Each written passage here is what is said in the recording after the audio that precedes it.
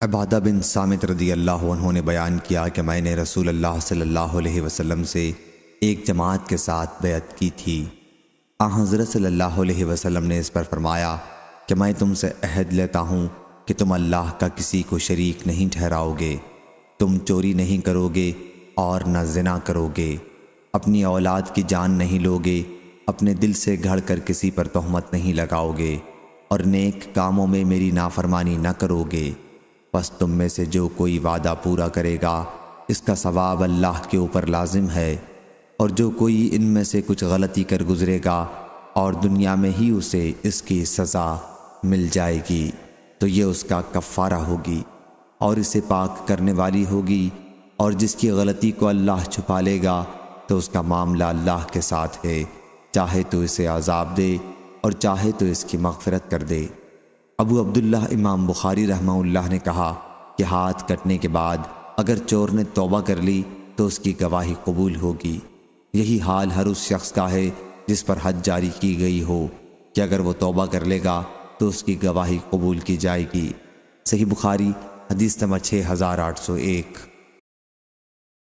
حضرت انس رضی اللہ عنہ نے بیان کیا کہ نبی کریم صلی اللہ علیہ وسلم کے پاس قبیلہ عقل کے چند لوگ آئے اور اسلام قبول کیا، لیکن مدینے کی آب و ہوا انہیں موافق نہیں آئی، ان کے پیٹ پھول گئے، تو وہاں حضرت صلی اللہ علیہ وسلم نے ان سے فرمایا کہ صدقے کے اونٹوں کے ریوڑ میں جائیں اور ان کا پیشاب اور دودھ ملا کر پئیں۔ انہوں نے اس کے مطابق عمل کیا اور تندرست ہو گئے، لیکن اس کے بعد وہ مرتد ہو گئے اور ان اونٹوں کے چرواہوں کو قتل کر کے اونٹ ہنکا لے گئے۔ حضرت صلی اللہ علیہ وسلم نے ان کی تلاش میں سوار بھیجے اور انہیں پکڑ کے لایا گیا، پھر ان کے ہاتھ پاؤں کاٹ دیے گئے اور ان کی آنکھیں پھوڑ دی گئیں، کیونکہ انہوں نے اسلامی چرواہے کے ساتھ ایسا ہی برتاؤ کیا تھا، اور ان کے زخموں پر داغ نہیں لگوایا گیا یہاں تک کہ وہ مر گئے۔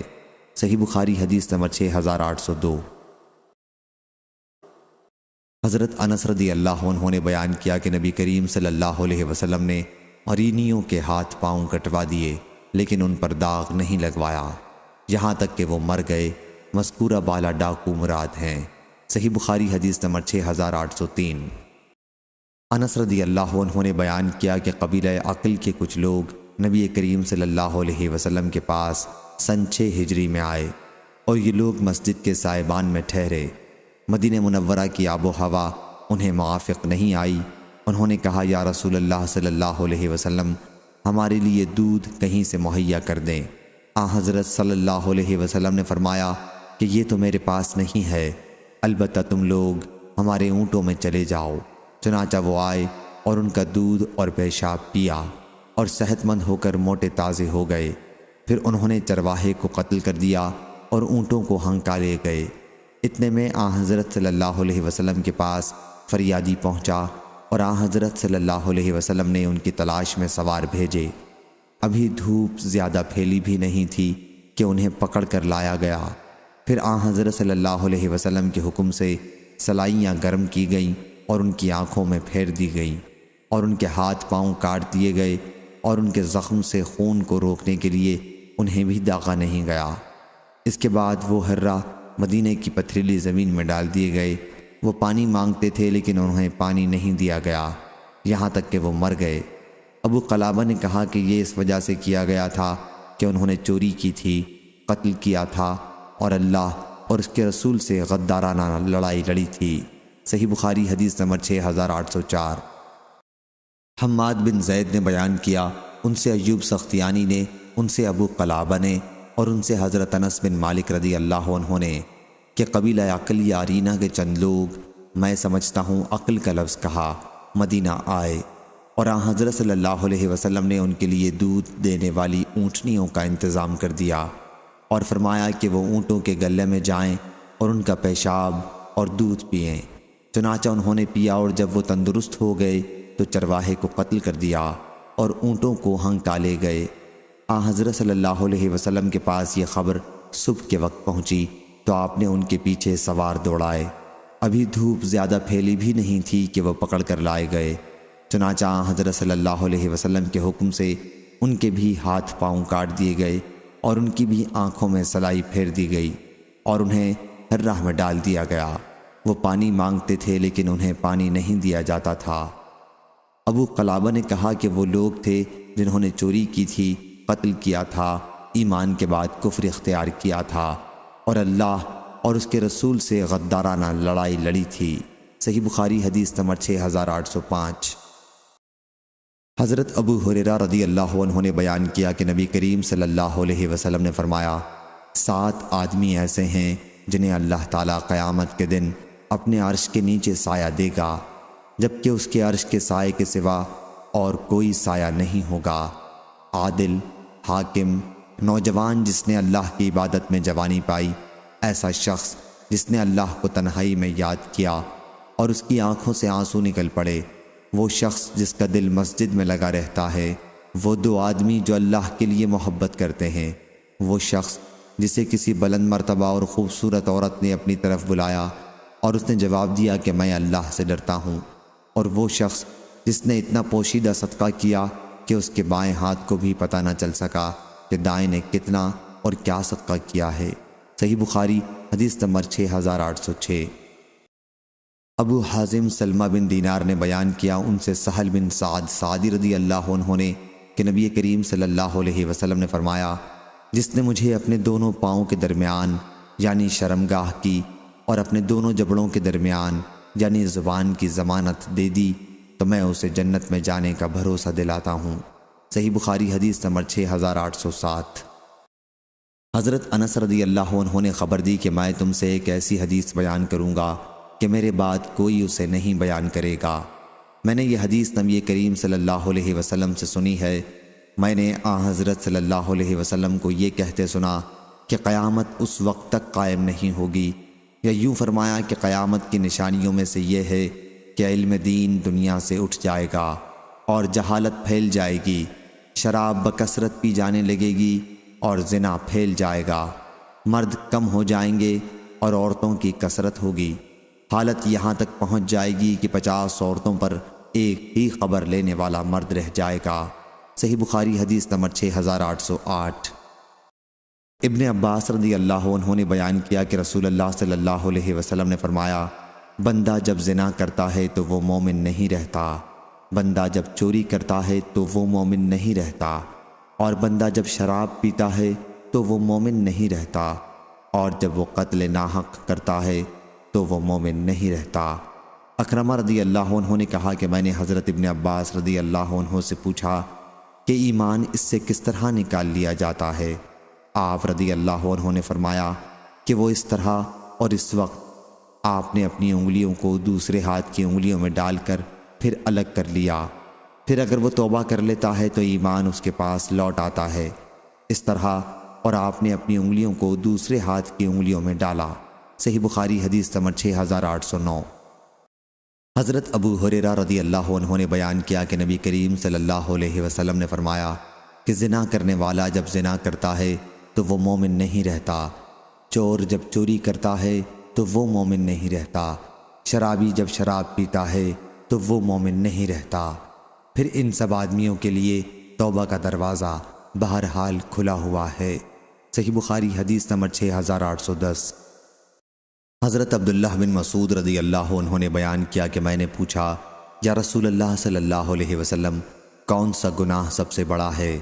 فرمایا یہ کہ تم اللہ کا کسی کو شریک بناؤ حالانکہ اسی نے تمہیں پیدا کیا ہے۔ میں نے پوچھا اس کے بعد؟ فرمایا یہ کہ تم اپنی اولاد کو اس خطرے سے مار ڈالو کہ وہ تمہارے کھانے میں تمہارے ساتھ شریک ہوگی۔ میں نے پوچھا اس کے بعد؟ فرمایا یہ کہ تم اپنے پڑوسی کی بیوی سے زنا کرو۔ یحییٰ نے بیان کیا، ان سے ابو سفیان نے بیان کیا، ان سے واصل نے بیان کیا، ان سے ابو وائل نے، اور ان سے حضرت عبداللہ بن مسعود رضی اللہ عنہ نے کہ میں نے عرض کیا یا رسول اللہ صلی اللہ علیہ وسلم، پھر اسی حدیث کی طرح بیان کیا۔ عمروں نے کہا کہ پھر میں نے اس حدیث کا ذکر عبد الرحمن بن مہدی سے کیا اور انہوں نے ہم سے یہ حدیث سفیان ثوری سے بیان کی، ان سے عامش، منصور اور واصل نے، ان سے ابو وائل نے اور ان سے ابو میسرہ نے۔ عبد الرحمن بن مہدی نے کہا کہ تم اس سند کو جانے بھی دو۔ صحیح بخاری حدیث نمبر 6811۔ سلمہ بن کہیل نے بیان کیا، کہا کہ میں نے شعبی سے سنا، انہوں نے حضرت علی رضی اللہ عنہ سے بیان کیا کہ جب انہوں نے جمعے کے دن عورت کو رجم کیا تو کہا کہ میں نے اس کا رجم رسول اللہ صلی اللہ علیہ وسلم کی سنت کے مطابق کیا ہے۔ صحیح بخاری حدیث نمبر 6812۔ خالد طحان نے بیان کیا، ان سے شیبانی نے کہا میں نے حضرت عبداللہ بن ابی اوفا رضی اللہ عنہ سے پوچھا کیا رسول اللہ صلی اللہ علیہ وسلم نے کسی کو رجم کیا تھا؟ انہوں نے کہا کہ ہاں۔ میں نے پوچھا سورہ نور سے پہلے یا اس کے بعد؟ کہا کہ یہ مجھے معلوم نہیں۔ امر نہ معلوم کے لیے اظہار لا علمی کر دینا بھی امر محمود ہے۔ صحیح بخاری حدیث نمبر 6813۔ ابو سلمہ بن عبد الرحمن نے بیان کیا، ان سے حضرت جابر بن عبداللہ انصاری رضی اللہ عنہ نے کہ قبیلہ اسلم کے ایک صاحب ماعز نامی رسول اللہ صلی اللہ علیہ وسلم کی خدمت میں آئے اور کہا کہ میں نے زنا کیا ہے۔ پھر انہوں نے اپنے زنا کا 4 مرتبہ اقرار کیا تو آن حضرت صلی اللہ علیہ وسلم نے ان کے رجم کا حکم دیا اور انہیں رجم کیا گیا۔ وہ شادی شدہ تھے۔ صحیح بخاری حدیث نمبر 6814۔ حضرت ابو ہریرہ رضی اللہ عنہ نے بیان کیا کہ ایک صاحب ماعز بن مالک اسلمی رضی اللہ عنہ رسول اللہ صلی اللہ علیہ وسلم کی خدمت میں آئے۔ اس وقت آن حضرت صلی اللہ علیہ وسلم مسجد میں تھے۔ انہوں نے آپ کو آواز دی اور کہا کہ یا رسول اللہ صلی اللہ علیہ وسلم میں نے زنا کر لیا ہے۔ آن حضرت صلی اللہ علیہ وسلم نے ان کی طرف سے منہ پھیر لیا۔ انہوں نے یہ بات 4 دفعہ دہرائی۔ جب 4 دفعہ انہوں نے اس گناہ کی اپنے اوپر شہادت دی تو آن حضرت صلی اللہ علیہ وسلم نے انہیں بلایا اور دریافت فرمایا کیا تم دیوانے ہو؟ انہوں نے کہا کہ نہیں۔ آپ نے دریافت فرمایا پھر کیا تم شادی شدہ ہو؟ انہوں نے کہا ہاں۔ اس پر آن حضرت صلی اللہ علیہ وسلم نے فرمایا کہ انہیں لے جاؤ اور رجم کر دو۔ صحیح بخاری حدیث نمبر 6815۔ ابن شہاب نے بیان کیا کہ پھر مجھے انہوں نے خبر دی جنہوں نے حضرت جابر بن عبداللہ رضی اللہ عنہ سے سنا تھا کہ انہوں نے کہا کہ رجم کرنے والوں میں میں بھی تھا۔ ہم نے انہیں آبادی سے باہر عیدگاہ کے پاس رجم کیا تھا۔ جب ان پر پتھر پڑے تو وہ بھاگ پڑے، لیکن ہم نے انہیں حرا کے پاس پکڑا اور رجم کر دیا۔ صحیح بخاری حدیث نمبر 6816۔ حضرت عائشہ رضی اللہ عنہ نے بیان کیا کہ سعد بن ابی وقاص اور عبد بن زماں رضی اللہ عنہ نے آپس میں ایک بچے عبد الرحمن نامی میں اختلاف کیا تو نبی کریم صلی اللہ علیہ وسلم نے فرمایا عبد بن زماں بچہ تو لے لے، بچہ اسی کو ملے گا جس کی جورو یا لونڈی کے پیٹ سے وہ پیدا ہو، اور سودا رضی اللہ عنہا تم اس سے پردہ کرو۔ حضرت امام بخاری رحمہ اللہ نے کہا کہ قتیبہ نے لیث سے زیادتی کے ساتھ بیان کیا کہ زانی کے حصے میں پتھر کی سزا ہے۔ صحیح بخاری حدیث نمبر 6817۔ محمد بن زیاد نے بیان کیا، کہا کہ میں نے ابو ہریرہ رضی اللہ عنہ سے سنا کہ نبی کریم صلی اللہ علیہ وسلم نے فرمایا لڑکا اسی کو ملتا ہے جس کی جورو یا لونڈی کے پیٹ سے پیدا ہوا ہو، اور حرام کار کے لیے صرف پتھر ہیں۔ صحیح بخاری حدیث نمبر 6818۔ عبداللہ بن عمر رضی اللہ عنہ نے بیان کیا کہ رسول اللہ صلی اللہ علیہ وسلم کے پاس ایک یہودی مرد اور ایک یہودی عورت کو لایا گیا جنہوں نے زنا کیا تھا۔ آن حضرت صلی اللہ علیہ وسلم نے ان سے پوچھا کہ تمہاری کتاب تورات میں اس کی سزا کیا ہے؟ انہوں نے کہا کہ ہمارے علماء نے اس کی سزا چہرے کو سیاہ کرنا اور گدھے پر الٹا سوار کرنا تجویز کی ہوئی ہے۔ اس پر حضرت عبداللہ بن سلام رضی اللہ عنہ نے کہا یا رسول اللہ صلی اللہ علیہ وسلم ان سے تورات منگوائیے۔ جب تورات لائی گئی تو ان میں سے ایک نے رجم والی آیت پر اپنا ہاتھ رکھ لیا اور اس سے آگے اور پیچھے کی آیتیں پڑھنے لگا۔ حضرت عبداللہ بن سلام رضی اللہ عنہ نے اس سے کہا کہ اپنا ہاتھ ہٹاؤ، اور جب اس نے اپنا ہاتھ ہٹایا تو آیت رجم اس کے ہاتھ کے نیچے تھی۔ حضرت صلی اللہ علیہ وسلم نے ان دونوں کے متعلق حکم دیا اور انہیں رجم کر دیا گیا۔ حضرت ابن عمر رضی اللہ عنہ نے بیان کیا کہ انہیں بلات مسجد نبوی کے قریب ایک جگہ میں رجم کیا گیا۔ میں نے دیکھا کہ یہودی عورت کو یہودی مرد بچانے کے لیے اس پر جھک جھک پڑتا تھا۔ صحیح بخاری حدیث نمبر 6819۔ معمر نے خبر دی، انہیں ظاہری نے، انہیں ابو سلمہ بن عبد الرحمن نے، اور انہیں حضرت جابر بن عبداللہ رضی اللہ عنہ نے کہ قبیلہ اسلم کے ایک صاحب ماعز بن مالک رضی اللہ عنہ نبی کریم صلی اللہ علیہ وسلم کے پاس آئے اور زنا کا اقرار کیا، لیکن حضرت صلی اللہ علیہ وسلم نے ان کی طرف سے اپنا منہ پھیر لیا۔ پھر جب انہوں نے 4 مرتبہ اپنے لیے گواہی دی تو آن حضرت صلی اللہ علیہ وسلم نے ان سے پوچھا، کیا تم دیوانے ہو گئے ہو؟ انہوں نے کہا کہ نہیں۔ پھر آپ نے پوچھا، کیا تمہارا نکاح ہو چکا ہے؟ انہوں نے کہا کہ ہاں۔ چنانچہ آپ کے حکم سے انہیں عیدگاہ میں رجم کیا گیا۔ جب ان پر پتھر پڑے تو وہ بھاگ پڑے، لیکن انہیں پکڑ لیا گیا اور رجم کیا گیا یہاں تک کہ وہ مر گئے۔ پھر آن حضرت صلی اللہ علیہ وسلم نے ان کے حق میں کلمہ خیر فرمایا اور ان کا جنازہ ادا کیا اور ان کی تعریف کی جس کے وہ مستحق تھے۔ یونس اور ابن جریج نے ظاہری سے فصلی علیہ کا لفظ بیان نہیں کیا۔ حضرت امام بخاری سے پوچھا گیا کہ کیا صلی علیہ کا لفظ ٹھیک ہے؟ آپ نے فرمایا کہ معمر نے روایت کیا ہے۔ آپ سے پوچھا گیا، معمر کے علاوہ بھی کسی نے روایت کیا ہے؟ آپ نے فرمایا نہیں۔ صحیح بخاری حدیث نمبر 6820۔ لیث بن سعد نے بیان کیا، ان سے ابن شہاب نے، ان سے حمید بن عبد الرحمن نے اور ان سے حضرت ابو ہریرہ رضی اللہ عنہ نے کہ ایک صاحب نے رمضان میں اپنی بیوی سے ہم بستری کر لی اور پھر رسول اللہ صلی اللہ علیہ وسلم سے اس کا حکم پوچھا تو آن حضرت صلی اللہ علیہ وسلم نے فرمایا، کیا تمہارے پاس کوئی غلام ہے؟ انہوں نے کہا کہ نہیں۔ اس پر آن حضرت صلی اللہ علیہ وسلم نے دریافت فرمایا، 2 مہینے کے روزے رکھنے کی تم میں طاقت ہے؟ انہوں نے کہا کہ نہیں۔ آن حضرت صلی اللہ علیہ وسلم نے اس پر کہا کہ پھر 60 محتاجوں کو کھانا کھلاؤ۔ صحیح بخاری حدیث نمبر 6821۔ لیث نے بیان کیا، ان سے عمرو بن حارث نے، ان سے عبد الرحمن بن قاسم نے، ان سے محمد بن جعفر بن زبیر نے، ان سے عباد بن عبداللہ بن زبیر نے اور ان سے حضرت عائشہ رضی اللہ عنہا نے کہ ایک صاحب نبی کریم صلی اللہ علیہ وسلم کے پاس مسجد میں آئے اور عرض کیا، میں تو دوزخ کا مستحق ہو گیا۔ آن حضرت صلی اللہ علیہ وسلم نے پوچھا، کیا بات ہوئی؟ کہا کہ میں نے اپنی بیوی سے رمضان میں جمع کر لیا ہے۔ آن حضرت صلی اللہ علیہ وسلم نے ان سے کہا کہ پھر صدقہ کر۔ انہوں نے کہا کہ میرے پاس کچھ بھی نہیں۔ پھر وہ بیٹھ گیا اور اس کے بعد ایک صاحب گدھا ہانکتے لائے جس پر کھانے کی چیز رکھی تھی۔ عبد الرحمن نے بیان کیا کہ مجھے معلوم نہیں کہ وہ کیا چیز تھی۔ دوسری روایت میں یوں ہے کہ کھجور لدی ہوئی تھی۔ اسے آن حضرت صلی اللہ علیہ وسلم کے پاس لایا جا رہا تھا۔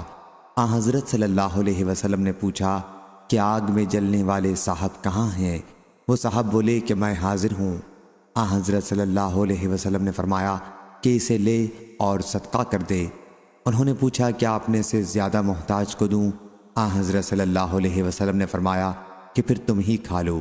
حضرت ابو عبداللہ امام بخاری رحمہ اللہ نے کہا کہ پہلی حدیث زیادہ واضح ہے جس میں اطعم اہلک کے الفاظ ہیں۔ صحیح بخاری حدیث نمبر 6822۔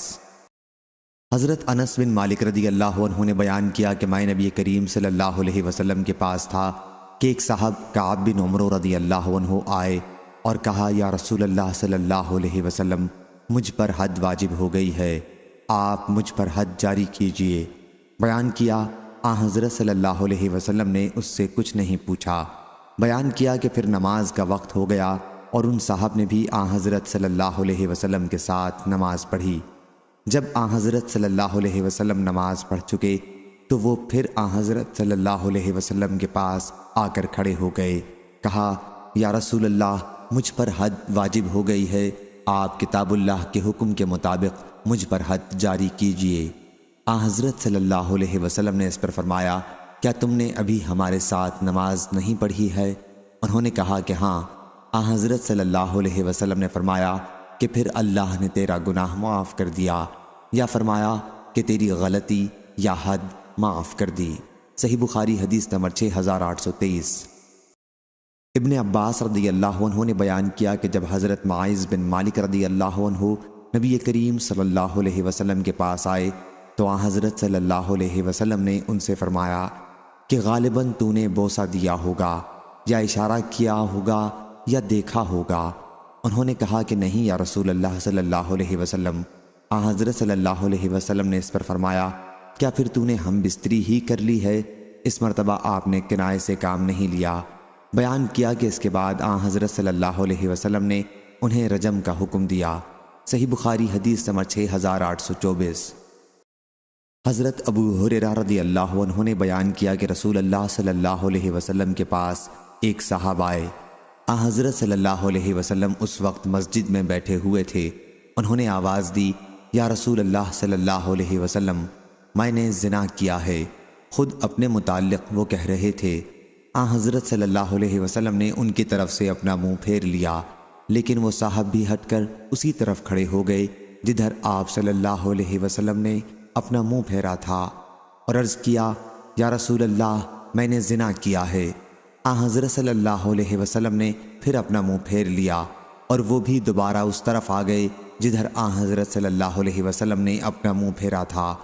اور اس طرح جب اس نے 4 مرتبہ اپنے گناہ کا اقرار کر لیا تو حضرت صلی اللہ علیہ وسلم نے اس کو بلایا اور پوچھا، کیا تم پاگل ہو؟ انہوں نے کہا کہ نہیں یا رسول اللہ صلی اللہ علیہ وسلم۔ حضرت صلی اللہ علیہ وسلم نے پوچھا، تم نے شادی کر لی ہے؟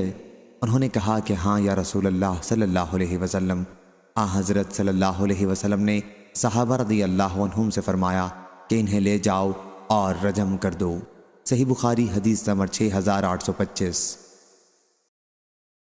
حضرت جابر رضی اللہ عنہ نے بیان کیا کہ میں بھی ان لوگوں میں شامل تھا جنہوں نے انہیں رجم کیا تھا۔ جب ان پر پتھر پڑے تو وہ بھاگنے لگے، لیکن ہم نے انہیں ہر راہ مدینے کی پتھریلی زمین میں جا لیا اور انہیں رجم کر دیا۔ صحیح بخاری حدیث نمبر 6826۔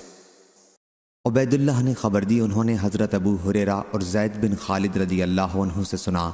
انہوں نے بیان کیا کہ نبی کریم صلی اللہ علیہ وسلم کے پاس تھے تو ایک صاحب کھڑے ہوئے اور کہا، میں آپ کو اللہ کی قسم دیتا ہوں، آپ ہمارے درمیان اللہ کی کتاب سے فیصلہ کریں۔ اس پر اس کا مقابل بھی کھڑا ہو گیا، وہ پہلے سے زیادہ سمجھدار تھا۔ پھر اس نے کہا کہ واقعی آپ ہمارے درمیان کتاب اللہ سے ہی فیصلہ کیجئے اور مجھے بھی گفتگو کی اجازت دیجئے۔ حضرت صلی اللہ علیہ وسلم نے فرمایا کہ کہو۔ اس شخص نے کہا کہ میرا بیٹا اس شخص کے یہاں مزدوری پر کام کرتا تھا، پھر اس نے اس کی عورت سے زنا کر لیا، میں نے اس کے فدیے میں اسے 100 بکری اور 1 خادم دیا۔ پھر میں نے بعض علم والوں سے پوچھا تو انہوں نے مجھے بتایا کہ میرے لڑکے پر 100 کوڑے اور 1 سال شہر بدر ہونے کی حد واجب ہے۔ حضرت صلی اللہ علیہ وسلم نے اس پر فرمایا کہ اس ذات کی قسم جس کے ہاتھ میں میری جان ہے، میں تمہارے درمیان کتاب اللہ ہی کے مطابق فیصلہ کروں گا۔ 100 بکریاں اور خادم تمہیں واپس ہوں گے اور تمہارے بیٹے کو 100 کوڑے لگائے جائیں گے اور 1 سال کے لیے اسے جلا وطن کیا جائے گا۔ اور اے انیس، صبح کو اس کی عورت کے پاس جانا، اگر وہ زنا کا اقرار کر لے تو اسے رجم کر دو۔ چنانچہ وہ صبح کو اس کے پاس گئے اور اس نے اقرار کر لیا اور انہوں نے رجم کر دیا۔ علی بن عبداللہ مدینی کہتے ہیں کہ میں نے سفیان بن عینہ سے پوچھا، جس شخص کا بیان تھا اس نے یوں نہیں کہا کہ ان عالموں نے مجھ سے بیان کیا کہ تیرے بیٹے پر رجم ہے، انہوں نے کہا کہ مجھ کو اس میں شک ہے کہ ظاہری سے میں نے سنا ہے یا نہیں، اس لیے میں نے اس کو کبھی بیان کیا کبھی نہیں بیان کیا بلکہ سکوت کیا۔ صحیح بخاری حدیث نمبر 6827، 6828۔ حضرت ابن عباس رضی اللہ عنہ نے بیان کیا کہ حضرت عمر رضی اللہ عنہ نے کہا، میں ڈرتا ہوں کہ کہیں زیادہ وقت گزر جائے اور کوئی شخص یہ کہنے لگے کہ کتاب اللہ میں تو رجم کا حکم ہمیں کہیں نہیں ملتا، اور اس طرح وہ اللہ کے ایک فریضے کو چھوڑ کر گمراہ ہوں جسے اللہ تعالیٰ نے نازل کیا ہے۔ آگاہ ہو جاؤ کہ رجم کا حکم اس شخص کے لیے فرض ہے جس نے شادی شدہ ہونے کے باوجود زنا کیا ہو، بشرطے کہ صحیح شرعی گواہیوں سے ثابت ہو جائے، یا حمل ہو یا کوئی خود اقرار کرے۔ سفیان نے بیان کیا کہ میں نے اسی طرح یاد کیا تھا، آگاہ ہو جاؤ کہ رسول اللہ صلی اللہ علیہ وسلم نے رجم کیا تھا اور آپ کے بعد ہم نے رجم کیا تھا۔ صحیح بخاری حدیث نمبر 6829۔ ابن عباس رضی اللہ عنہ نے بیان کیا کہ میں کئی مہاجرین کو قرآن مجید پڑھایا کرتا تھا۔ حضرت عبد الرحمن بن عوف رضی اللہ عنہ بھی ان میں سے ایک تھے۔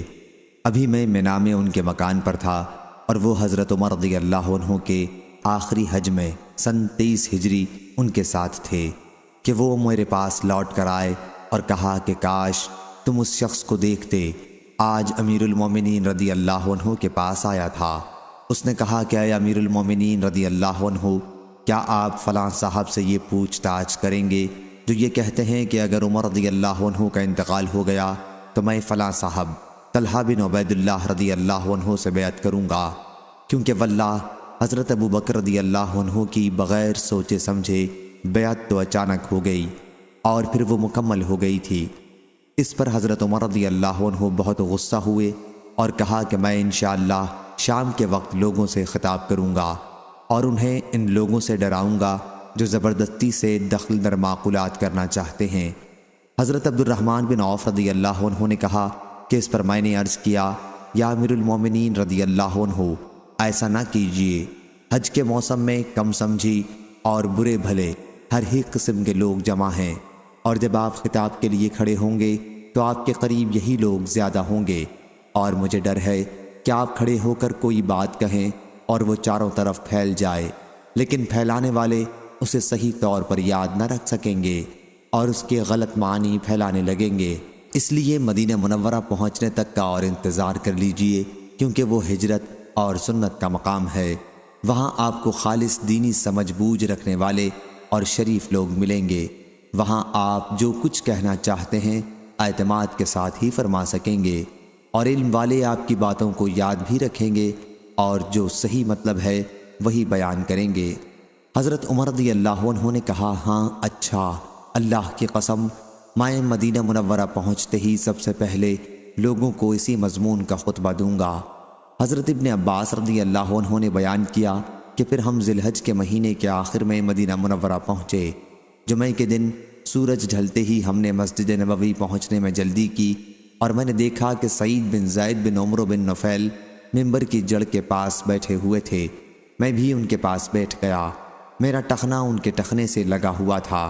تھوڑی ہی دیر بعد میں حضرت عمر رضی اللہ عنہ بھی باہر نکلے۔ جب میں نے انہیں آتے دیکھا تو سعید بن زید بن عمرو بن نفیل رضی اللہ عنہ سے میں نے کہا کہ آج حضرت عمر رضی اللہ عنہ ایسی بات کہیں گے جو انہوں نے اس سے پہلے خلیفہ بنائے جانے کے بعد کبھی نہیں کہی تھی، لیکن انہوں نے اس کو نہ مانا اور کہا کہ میں تو نہیں سمجھتا کہ آپ کوئی ایسی بات کہیں جو پہلے کبھی نہیں کہی تھی۔ پھر حضرت عمر رضی اللہ عنہ ممبر پر بیٹھے، اور جب مؤذن اذان دے کر خاموش ہوا تو آپ کھڑے ہوئے اور اللہ تعالیٰ کی حمد و ثنا اس کی شان کے مطابق کرنے کے بعد فرمایا، اما بعد، آج میں تم سے ایک ایسی بات کہوں گا جس کا کہنا میری تقدیر میں لکھا ہوا تھا۔ مجھ کو نہیں معلوم کہ شاید میری یہ گفتگو موت کے قریب کی آخری گفتگو ہو، بس جو کوئی اسے سمجھے اور محفوظ رکھے اسے چاہیے کہ اس بات کو اس جگہ تک پہنچا دے جہاں تک اس کی سواری اسے لے جا سکتی ہے، اور جسے خوف ہو کہ اس نے بات نہیں سمجھی ہے تو اس کے لیے جائز نہیں کہ میری طرف غلط بات منسوب کرے۔ بلا شبہ اللہ تعالیٰ نے محمد صلی اللہ علیہ وسلم کو حق کے ساتھ مبعوث کیا اور آپ پر کتاب نازل کی۔ کتاب اللہ کی صورت میں جو کچھ آپ پر نازل ہوا ان میں آیت رجم بھی تھی۔ ہم نے اسے پڑھا تھا، سمجھا تھا اور یاد رکھا تھا۔ رسول اللہ صلی اللہ علیہ وسلم نے خود اپنے زمانے میں رجم کرایا، پھر آپ کے بعد ہم نے بھی رجم کیا، لیکن مجھے ڈر ہے کہ اگر وقت یوں ہی آگے بڑھتا رہا تو کہیں کوئی یہ نہ دعویٰ کر بیٹھے کہ رجم کی آیت ہم کتاب اللہ میں نہیں پاتے، اور اس طرح وہ اس فریضے کو چھوڑ کر گمراہ ہوں جسے اللہ تعالیٰ نے نازل کیا تھا۔ یقیناً رجم کا حکم کتاب اللہ سے اس شخص کے لیے ثابت ہے جس نے شادی ہونے کے بعد زنا کیا ہو، خواہ مرد ہوں یا عورتیں، بشرطے کہ گواہی مکمل ہو جائے یا حمل ظاہر ہو یا وہ خود اقرار کر لے۔ پھر کتاب اللہ کی آیتوں میں ہم یہ بھی پڑھتے تھے کہ اپنے حقیقی باپ دادوں کے سوا دوسروں کی طرف اپنے آپ کو منسوب نہ کرو، کیونکہ یہ تمہارا کفر اور انکار ہے کہ تم اپنے اصل باپ دادوں کے سوا دوسروں کی طرف اپنی نسبت کرو۔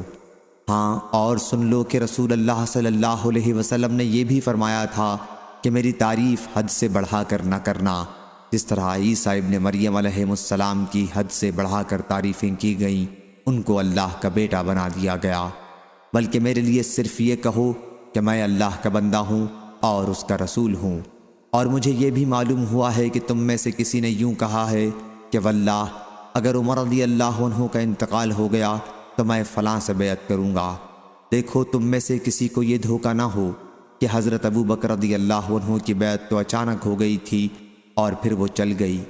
بات یہ ہے کہ بے شک حضرت ابو بکر رضی اللہ عنہ کی بیعت ناگاہ ہوئی، اور اللہ نے ناگہانی بیعت میں جو برائی ہوئی ہے اس سے تم کو بچائے رکھا۔ اس کی وجہ یہ ہوئی کہ تم کو اللہ تعالیٰ نے اس کے شر سے محفوظ رکھا، اور تم میں کوئی شخص ایسا نہیں جو ابو بکر رضی اللہ عنہ جیسا متقی خدا ترس ہو۔ تم میں کون ہے جس سے ملنے کے لیے اونٹ چلائے جاتے ہوں؟ دیکھو، خیال رکھو، کوئی شخص کسی سے بغیر مسلمان کے صلاح مشورے اور اتفاق اور غلبہ آرا کے بغیر بیعت نہ کرے۔ جو کوئی ایسا کرے گا اس کا نتیجہ یہی ہوگا کہ بیعت کرنے والا اور بیعت لینے والا دونوں اپنی جان گنوا دیں گے۔ اور سن لو، بلا شبہ جس وقت حضور اکرم صلی اللہ علیہ وسلم کی وفات ہوئی تو ابو بکر رضی اللہ عنہ ہم میں سے سب سے بہتر تھے۔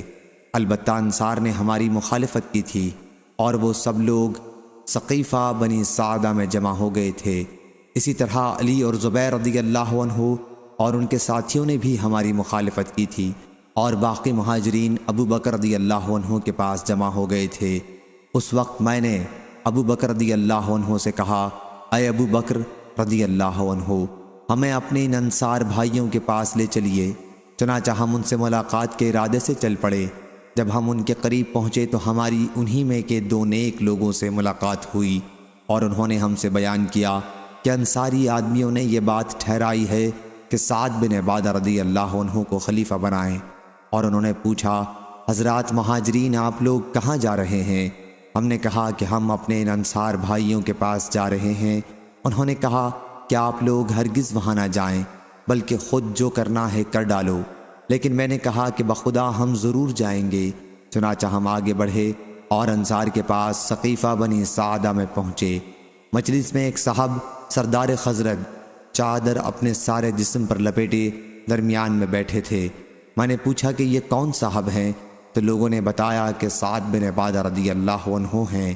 میں نے پوچھا کہ انہیں کیا ہو گیا ہے؟ لوگوں نے بتایا کہ بخار آ رہا ہے۔ پھر ہمارے تھوڑی دیر تک بیٹھنے کے بعد ان کے خطیب نے کلمہ شہادت پڑھا اور اللہ تعالیٰ کی اس کی شان کے مطابق تعریف کی۔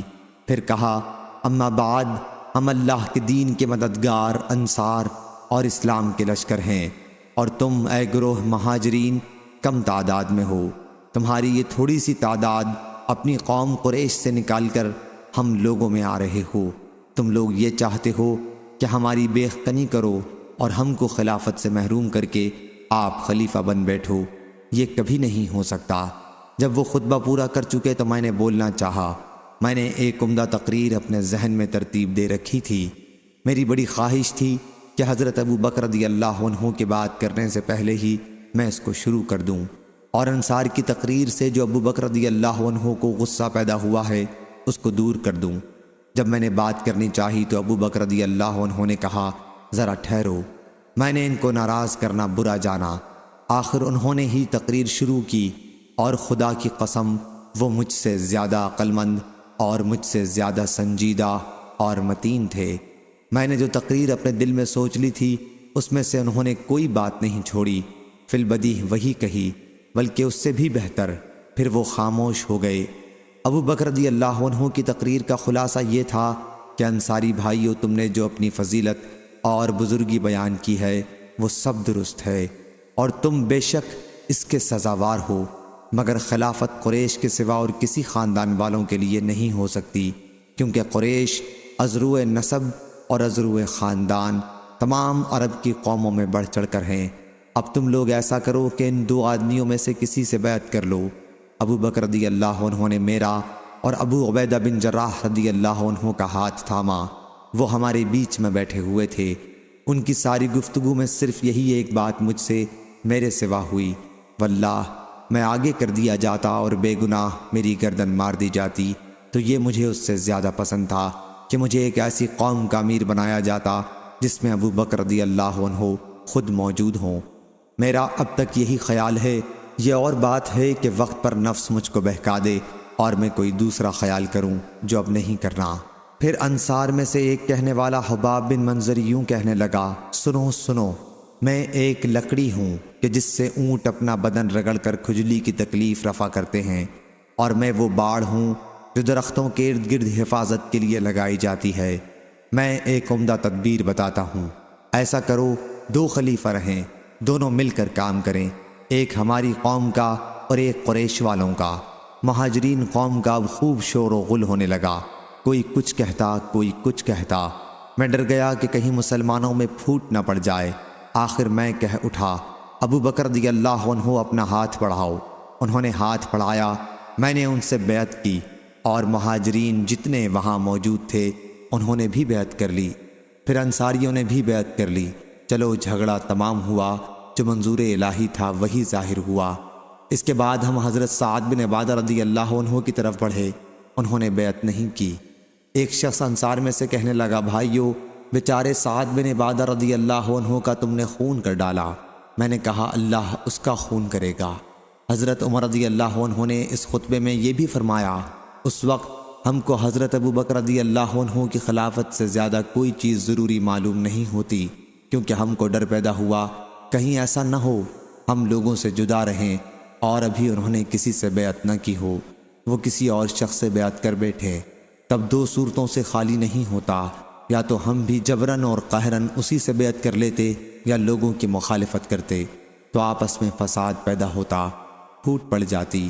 دیکھو پھر یہی کہتا ہوں، جو شخص کسی شخص سے بن سوچے سمجھے، بن صلاح و مشورہ بیعت کر لے، تو دوسرے لوگ بیعت کرنے والے کی پیروی نہ کریں، نہ اس کی جس سے بیعت کی گئی ہے، کیونکہ وہ دونوں اپنی جان گنوائیں گے۔ صحیح بخاری حدیث نمبر 6830۔ زید بن خالد جہنی نے بیان کیا کہ میں نے نبی کریم صلی اللہ علیہ وسلم سے سنا، حضرت صلی اللہ علیہ وسلم ان لوگوں کے بارے میں حکم دے رہے تھے جو غیر شادی شدہ ہوں اور زنا کیا ہو کہ 100 کوڑے مارے جائیں اور سال بھر کے لیے جلا وطن کر دیا جائے۔ صحیح بخاری حدیث نمبر 6831۔ عروہ بن زبیر نے خبر دی کہ حضرت عمر بن خطاب رضی اللہ عنہ نے جلا وطن کیا تھا، پھر یہی طریقہ قائم ہو گیا۔ صحیح بخاری حدیث نمبر 6832۔ حضرت ابو ہریرہ رضی اللہ عنہ نے بیان کیا کہ رسول اللہ صلی اللہ علیہ وسلم نے ایسے شخص کے بارے میں جس نے زنا کیا تھا اور وہ غیر شادی شدہ تھا، حد قائم کرنے کے ساتھ 1 سال تک شہر بدر کرنے کا فیصلہ کیا تھا۔ صحیح بخاری حدیث نمبر 6833۔ ابن عباس رضی اللہ عنہ نے بیان کیا کہ نبی کریم صلی اللہ علیہ وسلم نے ان مردوں پر لعنت کی ہے جو مخنث بنتے ہیں، اور ان عورتوں پر لعنت کی ہے جو مرد بنے، اور آپ نے فرمایا کہ انہیں اپنے گھروں سے نکال دو، اور حضرت صلی اللہ علیہ وسلم نے فلاں کو گھر سے نکالا تھا، اور حضرت عمر رضی اللہ عنہ نے فلاں کو نکالا تھا۔ صحیح بخاری حدیث نمبر 6834۔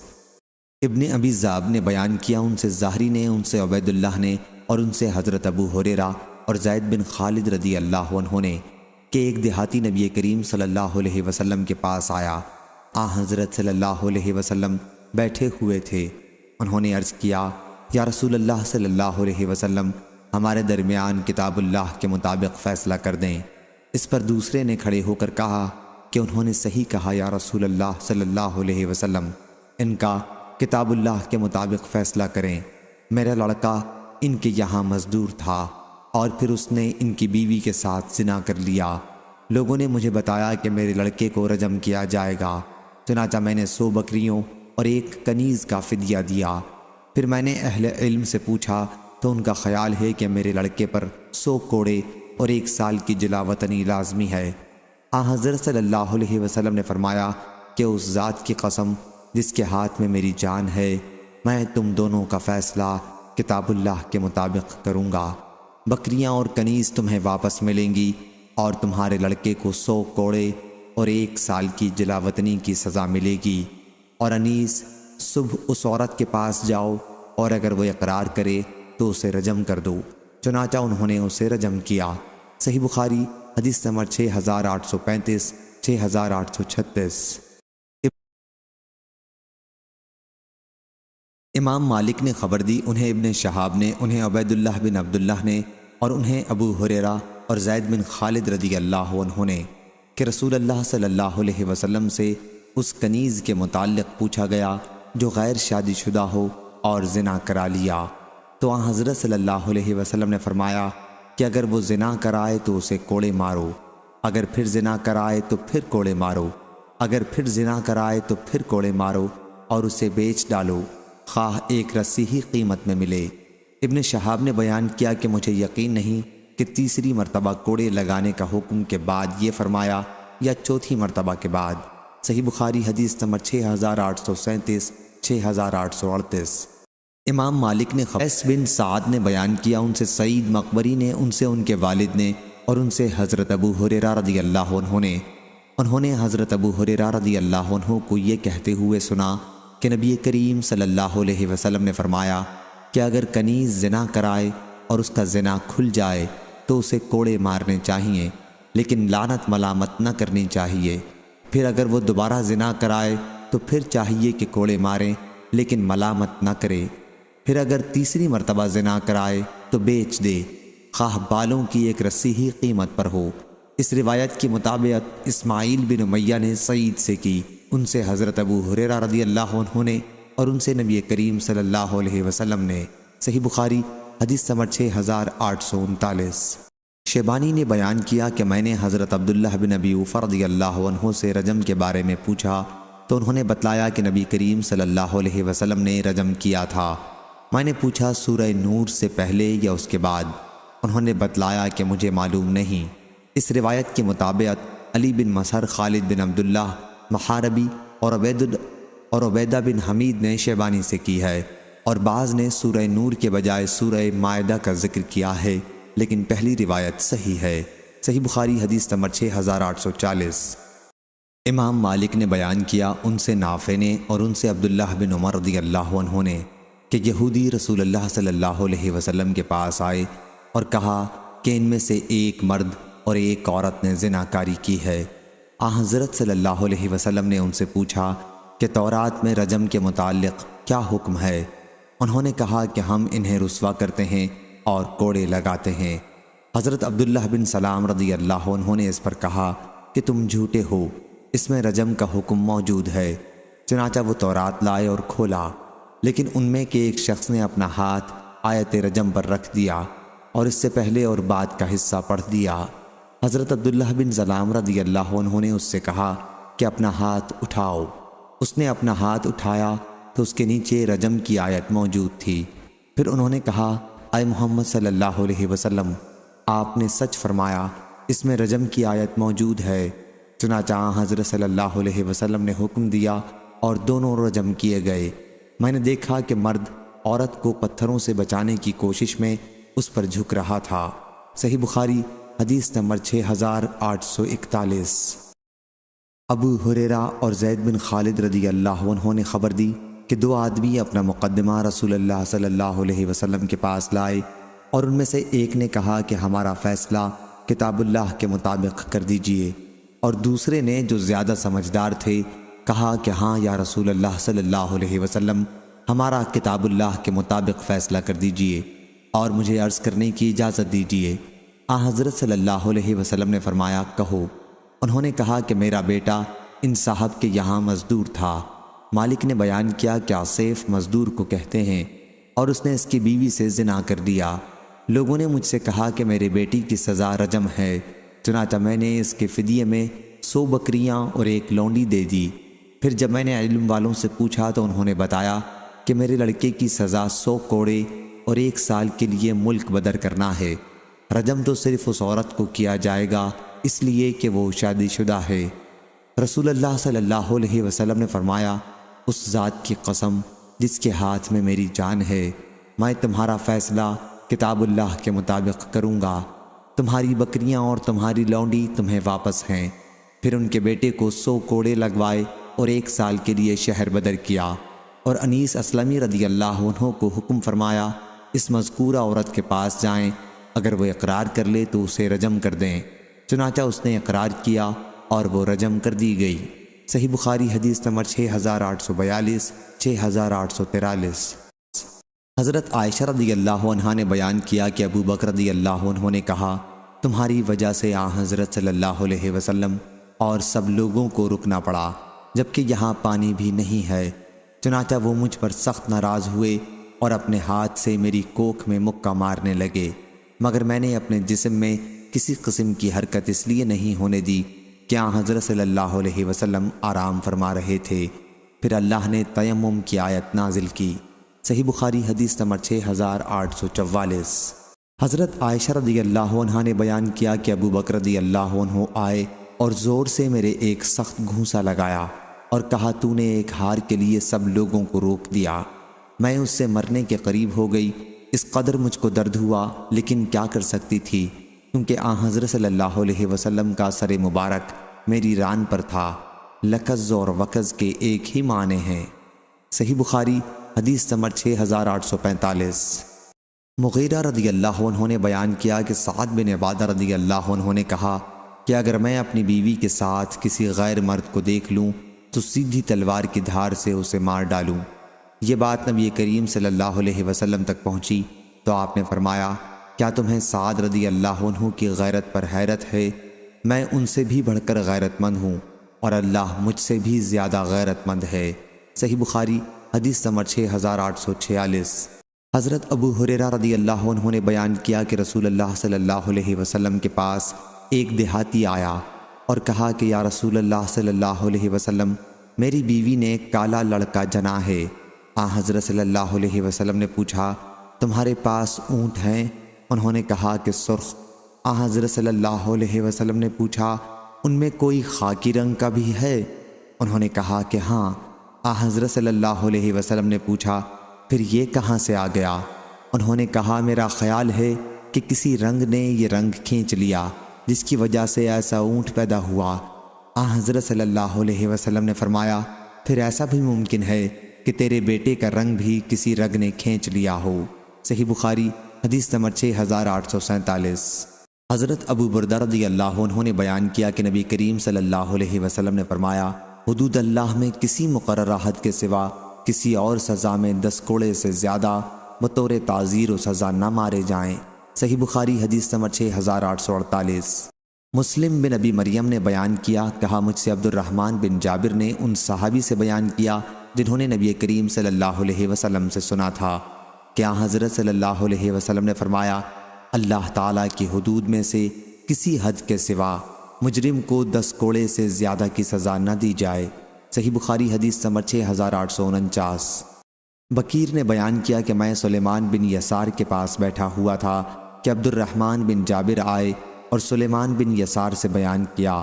پھر سلیمان بن یسار ہماری طرف متوجہ ہوئے اور انہوں نے کہا کہ مجھ سے عبد الرحمن بن جابر نے بیان کیا ہے کہ ان سے ان کے والد نے بیان کیا اور انہوں نے ابو بردہ انصاری رضی اللہ عنہ سے سنا۔ انہوں نے بیان کیا کہ میں نے نبی کریم صلی اللہ علیہ وسلم سے سنا حضرت صلی اللہ علیہ وسلم نے فرمایا کہ حدود اللہ میں سے کسی حد کے سوا کسی سزا میں 10 کوڑے سے زیادہ کی سزا نہ دو۔ صحیح بخاری حدیث نمبر 6850۔ ابو سلمہ نے بیان کیا اور ان سے ابو ہریرہ رضی اللہ عنہ نے کہ رسول اللہ صلی اللہ علیہ وسلم نے وصال مسلسل افطار کے بغیر کئی دن کے روزے رکھنے سے منع فرمایا۔ تو بعض نے عرض کیا کہ یا رسول اللہ صلی اللہ علیہ وسلم آپ خود تو وصال کرتے ہیں۔ حضرت صلی اللہ علیہ وسلم نے فرمایا کہ تم میں سے کون مجھ جیسا ہے؟ میرا تو حال یہ ہے کہ مجھے میرا رب کھلاتا ہے اور پلاتا ہے۔ لیکن وصال کرنے سے صحابہ رضی اللہ عنہم نہیں رکے تو حضرت صلی اللہ علیہ وسلم نے ان کے ساتھ ایک دن کے بعد دوسرے دن کا وصال کیا۔ پھر اس کے بعد لوگوں نے چاند دیکھ لیا۔ حضرت صلی اللہ علیہ وسلم نے فرمایا کہ اگر عید کا چاند نہ دکھائی دیتا تو میں اور وصال کرتا، یا آپ نے تنبیہاً فرمایا تھا کیونکہ وہ وصال کرنے پر مصر تھے۔ اس روایت کے مطابق شعیب یحییٰ بن سعید اور یونس نے ظاہری سے کی ہے اور عبد الرحمن بن خالد فہمی نے بیان کیا، ان سے ابن شہاب نے، ان سے سعید بن مسیب نے اور ان سے ابو ہریرہ رضی اللہ عنہ نے نبی کریم صلی اللہ علیہ وسلم سے بیان کیا۔ صحیح بخاری حدیث نمبر 6851۔ معمر نے بیان کیا، ان سے ظاہری نے، ان سے حضرت سالم نے، ان سے حضرت عبداللہ بن عمر رضی اللہ عنہ نے کہ رسول اللہ صلی اللہ علیہ وسلم کے زمانے میں اس پر مار پڑتی کہ جب غلے کے ڈھیر یوں ہی خریدیں بن ناپے اور تولے اور اس کو اسی جگہ دوسرے کے ہاتھ بیچ ڈالیں، ہاں وہ غلہ اٹھا کر اپنے ٹھکانے لے جائیں پھر بیچیں تو کچھ سزا نہ ہوتی۔ صحیح بخاری حدیث نمبر 6852۔ حضرت عائشہ رضی اللہ عنہا نے بیان کیا کہ رسول اللہ صلی اللہ علیہ وسلم نے اپنے ذاتی معاملے میں کبھی کسی سے بدلہ نہیں لیا۔ ہاں جب اللہ کی قائم کی ہوئی حد کو توڑا جاتا تو آپ پھر بدلہ لیتے تھے۔ صحیح بخاری حدیث نمبر 6853۔ سہل بن سعد رضی اللہ عنہ نے بیان کیا کہ میں نے 2 لعان کرنے والے میاں بیوی کو دیکھا تھا۔ اس وقت میری عمر 15 سال تھی۔ حضرت صلی اللہ علیہ وسلم نے دونوں کے درمیان جدائی کرا دی تھی۔ شوہر نے کہا تھا کہ اگر اب بھی میں اپنی بیوی کو اپنے ساتھ رکھوں تو اس کا مطلب یہ ہے کہ میں جھوٹا ہوں۔ سفیان نے بیان کیا کہ میں نے ظاہری سے یہ روایت محفوظ رکھی ہے کہ اگر اس عورت کے ایسا بچہ پیدا ہو تو شوہر سچا ہے، اور اگر اس کے ایسا بچہ پیدا ہو جیسے چھپکلی ہوتی ہے تو شوہر جھوٹا ہے۔ اور میں نے ظاہری سے سنا انہوں نے بیان کیا کہ اس عورت نے اس آدمی کے ہم شکل بچہ جنا جو میری طرح کا تھا۔ صحیح بخاری حدیث نمبر 6854۔ قاسم بن محمد نے بیان کیا کہ حضرت ابن عباس رضی اللہ عنہ نے 2 لعان کرنے والوں کا ذکر کیا تو حضرت عبداللہ بن شداد رضی اللہ عنہ نے کہا کہ یہ وہی تھی جس کے متعلق رسول اللہ صلی اللہ علیہ وسلم نے فرمایا تھا کہ اگر میں کسی عورت کو بلا گواہی رجم کر سکتا تو اسے ضرور کرتا۔ ابن عباس رضی اللہ عنہ نے کہا کہ نہیں، یہ وہ عورت تھی جو فسق و فجور ظاہر کیا کرتی تھی۔ صحیح بخاری حدیث نمبر 6855۔ عبد الرحمن بن قاسم نے بیان کیا ان سے قاسم بن محمد نے اور ان سے ابن عباس رضی اللہ عنہ نے کہ نبی کریم صلی اللہ علیہ وسلم کی مجلس میں لعان کا ذکر آیا تو عاصم بن عدی رضی اللہ عنہ نے اس پر ایک بات کہی، پھر وہ واپس آئے۔ اس کے بعد ان کی قوم کے ایک صاحب یہ شکایت لے کر ان کے پاس آئے کہ انہوں نے اپنی بیوی کے ساتھ غیر مرد کو دیکھا ہے۔ عاصم رضی اللہ عنہ نے اس پر کہا کہ میں اپنی اس بات کی وجہ سے آزمائش میں ڈالا گیا ہوں۔ پھر ان صاحب کو لے کر نبی کریم صلی اللہ علیہ وسلم کے مجلس میں تشریف لائے اور حضرت صلی اللہ علیہ وسلم کو اس کی اطلاع دی، جس حالت میں انہوں نے اپنی بیوی کو پایا۔ وہ صاحب زرد رنگ، کم گوشت، سیدھے بالوں والے تھے۔ پھر حضرت صلی اللہ علیہ وسلم نے فرمایا کہ اے اللہ اس معاملے کو ظاہر کر دے۔ چنانچہ اس عورت کے یہاں اسی شخص کی شکل کا بچہ پیدا ہوا جس کے متعلق شوہر نے کہا تھا کہ اسے انہوں نے اپنی بیوی کے ساتھ دیکھا ہے۔ پھر حضرت صلی اللہ علیہ وسلم نے دونوں کے درمیان لعان کرایا۔ ابن عباس رضی اللہ عنہ سے مجلس میں ایک صاحب نے کہا کہ یہ وہی تھا جس کے متعلق حضرت صلی اللہ علیہ وسلم نے فرمایا تھا کہ اگر میں کسی کو بلا گواہی کے رجم کر سکتا تو اسے رجم کرتا۔ ابن عباس رضی اللہ عنہ نے کہا کہ نہیں، یہ تو وہ عورت تھی جو اسلام لانے کے بعد برائیاں اعلانیہ کرتی تھی۔ صحیح بخاری حدیث نمبر 6856۔ حضرت ابو ہریرہ رضی اللہ عنہ نے بیان کیا کہ نبی کریم صلی اللہ علیہ وسلم نے فرمایا 7 مہلک گناہوں سے بچو۔ صحابہ رضی اللہ عنہم نے عرض کیا یا رسول اللہ صلی اللہ علیہ وسلم وہ کیا کیا ہیں؟ حضرت صلی اللہ علیہ وسلم نے فرمایا اللہ کے ساتھ شرک کرنا، جادو کرنا، ناحق کسی کی جان لینا جو اللہ نے حرام کیا ہے، سود کھانا، یتیم کا مال کھانا، جنگ کے دن پیٹھ پھیرنا اور پاک دامن غافل مومن عورتوں کو تہمت لگانا۔ صحیح بخاری حدیث نمبر 6857۔ حضرت ابو ہریرہ رضی اللہ عنہ نے بیان کیا کہ میں نے ابو القاسم صلی اللہ علیہ وسلم سے سنا، آپ صلی اللہ علیہ وسلم نے فرمایا کہ جس نے اپنے غلام پر تہمت لگائی حالانکہ غلام اس تہمت سے بری تھا تو قیامت کے دن اسے کوڑے لگائے جائیں گے سوائے اس کے کہ اس کی بات صحیح ہو۔ صحیح بخاری حدیث نمبر 6858۔ ابو ہریرہ اور زید بن خالد جہنی رضی اللہ عنہ نے بیان کیا کہ ایک آدمی رسول اللہ صلی اللہ علیہ وسلم کی خدمت میں آیا اور کہا کہ میں آپ کو اللہ کی قسم دیتا ہوں آپ ہمارے درمیان کتاب اللہ کے مطابق فیصلہ کر دیں۔ اس پر فریق مخالف کھڑا ہوا، یہ زیادہ سمجھدار تھا اور کہا کہ انہوں نے سچ کہا، ہمارا فیصلہ کتاب اللہ کے مطابق کیجیے، اور یا رسول اللہ صلی اللہ علیہ وسلم مجھے گفتگو کی اجازت دیجیے۔ حضرت صلی اللہ علیہ وسلم نے فرمایا کہیے۔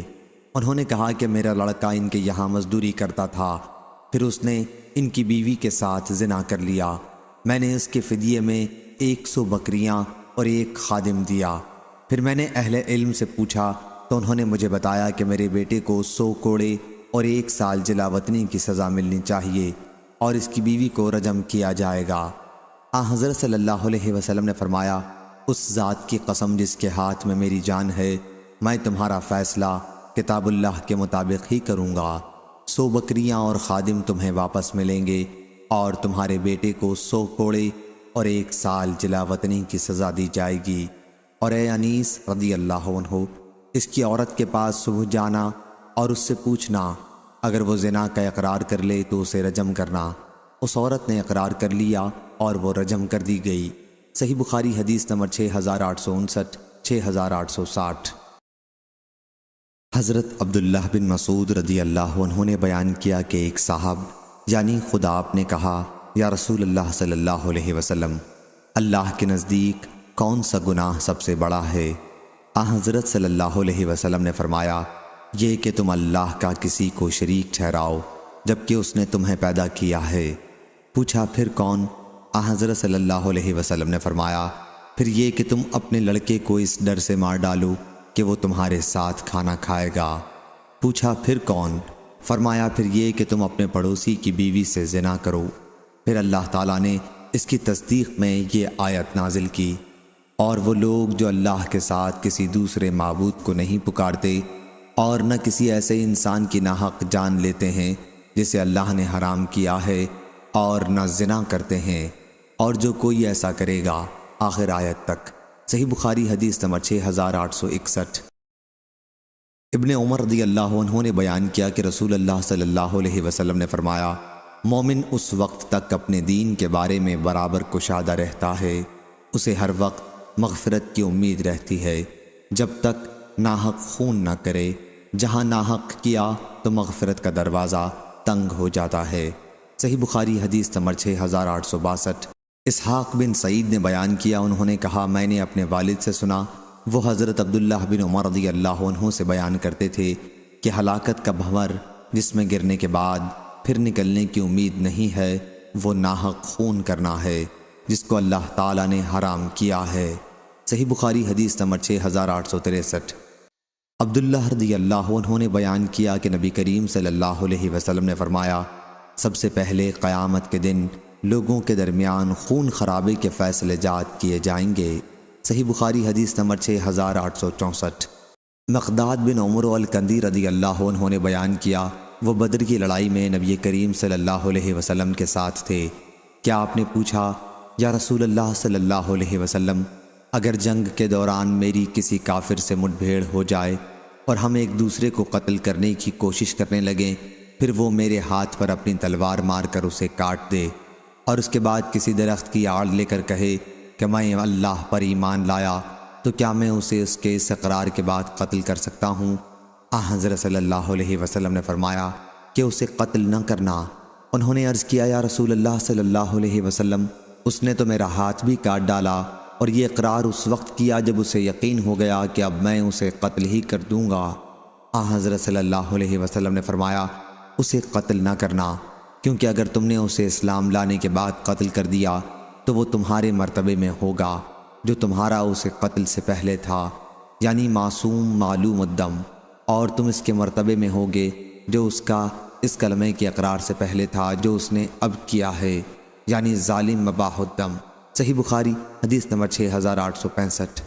ابن عباس رضی اللہ عنہ نے بیان کیا کہ نبی کریم صلی اللہ علیہ وسلم نے حضرت مقداد رضی اللہ عنہ سے فرمایا تھا کہ اگر کوئی مسلمان کافروں کے ساتھ رہتا ہو، پھر وہ ڈر کے مارے اپنا ایمان چھپاتا ہو، اگر وہ اپنا ایمان ظاہر کر دے اور تو اس کو مار ڈالے، یہ کیوں کر درست ہوگا؟ خود تو بھی تو مکے میں پہلے اپنا ایمان چھپاتا تھا۔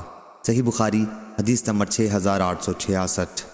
سفیان بن عینہ نے بیان کیا، ان سے عامش نے، ان سے عبداللہ بن مرہ نے، ان سے مسروق نے، اور ان سے حضرت عبداللہ بن مسعود رضی اللہ عنہ نے کہ نبی کریم صلی اللہ علیہ وسلم نے فرمایا، جو جان ناحق قتل کی جائے اس کے گناہ کا ایک حصہ آدم علیہ السلام کے پہلے بیٹے قابیل پر پڑتا ہے۔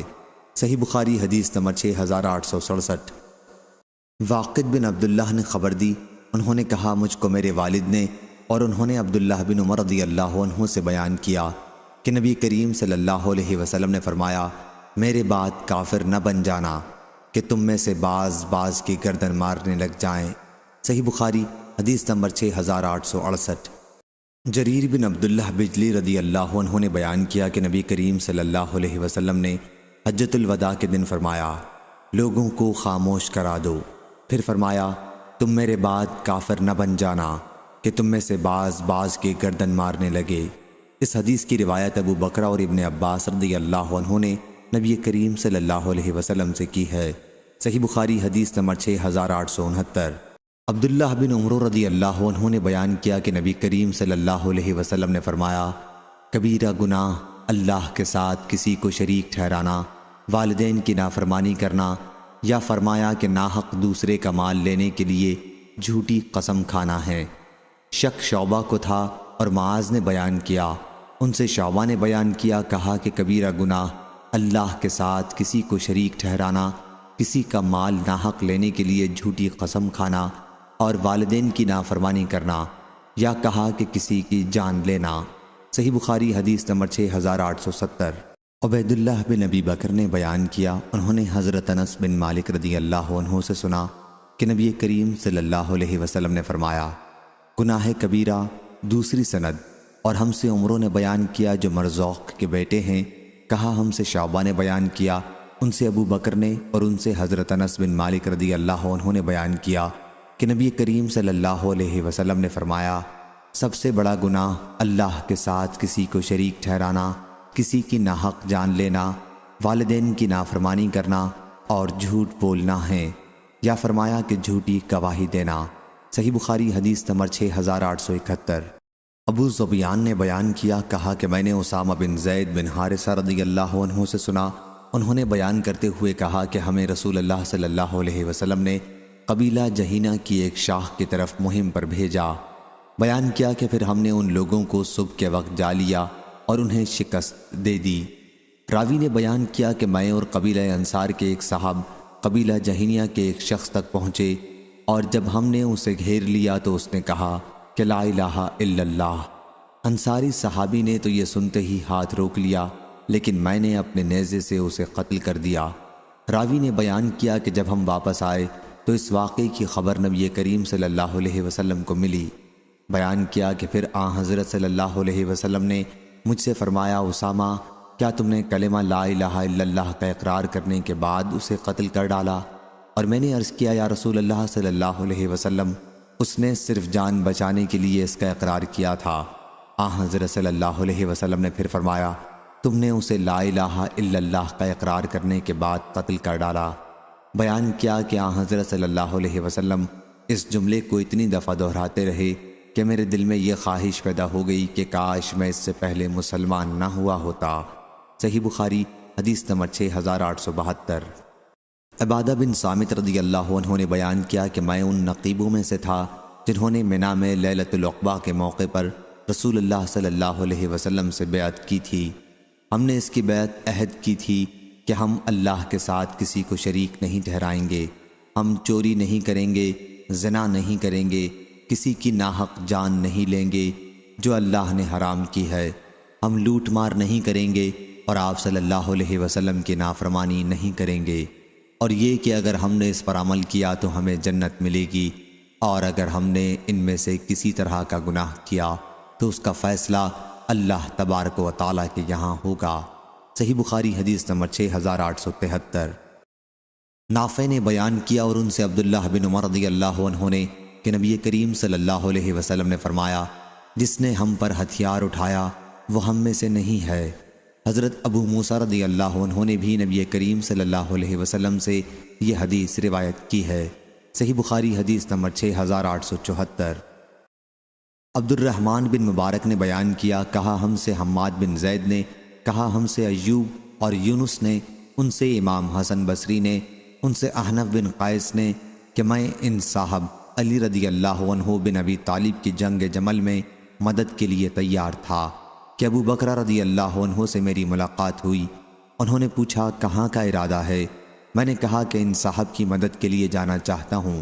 انہوں نے فرمایا کہ واپس چلے جاؤ، میں نے رسول اللہ صلی اللہ علیہ وسلم سے سنا ہے، حضرت صلی اللہ علیہ وسلم فرماتے تھے کہ جب دو مسلمان تلوار کھینچ کر ایک دوسرے سے بھڑ جائیں تو قاتل اور مقتول دونوں دوزخ میں جاتے ہیں۔ میں نے عرض کیا، یا رسول اللہ صلی اللہ علیہ وسلم، ایک تو قاتل تھا لیکن مقتول کو سزا کیوں ملے گی؟ حضرت صلی اللہ علیہ وسلم نے فرمایا وہ بھی اپنے قاتل کے قتل پر آمادہ تھا۔ صحیح بخاری حدیث نمبر 6875۔ حمام بن یحییٰ نے بیان کیا، ان سے قتادہ نے اور ان سے انس بن مالک رضی اللہ عنہ نے کہ ایک یہودی نے ایک لڑکی کا سر دو پتھروں کے درمیان میں رکھ کر کچل دیا۔ پھر اس لڑکی سے پوچھا گیا کہ یہ کس نے کیا ہے؟ فلاں نے فلاں نے۔ آخر جب اس یہودی کا نام لیا گیا تو لڑکی نے سر کے اشارے سے ہاں کہا۔ پھر یہودی کو نبی کریم صلی اللہ علیہ وسلم کے پاس لایا گیا اور اس سے پوچھ گچھ کی جاتی رہی، یہاں تک کہ اس نے جرم کا اقرار کر لیا، چنانچہ اس کا سر بھی پتھروں سے کچلا گیا۔ صحیح بخاری حدیث نمبر 6876۔ انس بن مالک رضی اللہ عنہ نے بیان کیا کہ مدینہ منورہ میں ایک لڑکی چاندی کے زیور پہنے باہر نکلی۔ راوی نے بیان کیا کہ پھر اسے ایک یہودی نے پتھر سے مار دیا۔ جب اسے نبی کریم صلی اللہ علیہ وسلم کے پاس لایا گیا تو ابھی اس میں جان باقی تھی۔ حضرت صلی اللہ علیہ وسلم نے پوچھا تمہیں فلاں نے مارا ہے؟ اس پر لڑکی نے اپنا سر انکار کے لیے اٹھایا۔ پھر حضرت صلی اللہ علیہ وسلم نے پوچھا تمہیں فلاں نے مارا ہے؟ لڑکی نے اس پر بھی سر اٹھایا۔ تیسری مرتبہ حضرت صلی اللہ علیہ وسلم نے پوچھا فلاں نے تمہیں مارا ہے؟ اس پر لڑکی نے اپنا سر نیچے کی طرف جھکا لیا، اقرار کرتے ہوئے جھکا لیا۔ چنانچہ حضرت صلی اللہ علیہ وسلم نے اس شخص کو بلایا، تب آپ صلی اللہ علیہ وسلم نے دو پتھروں سے کچل کر اس کو قتل کر دیا۔